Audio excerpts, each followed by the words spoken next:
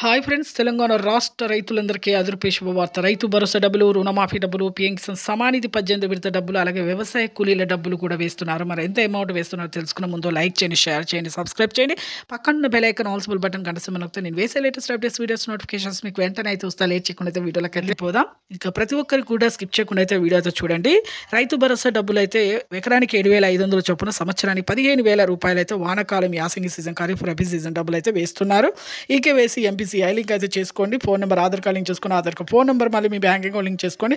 వ్యవసాయ అభివృద్ధి జరగడానికి వ్యవసాయ కూలీలకు కూడా డబ్బులు అయితే వేస్తున్నారండి. 12,000 రూపాయలు 2 విడతలుగా, తొలి విడత ఇప్పుడు 6,000 రూపాయలు కూడా వేస్తున్నారండి. అయితే ఈకేవైసీ ఎంపీసీఐ లింక్ అయితే చేసుకుని పొలాన్ని సాగు చేయని 5 నుంచి 7 ఎకరాలు అయితే మీరైతే వేయడం జరుగుతుంది. అలాగే ప్రతి ఒక్కరికి కూడా ఇప్పుడు రుణమాఫీ డబ్బులు కూడా వేయడం జరుగుతుంది.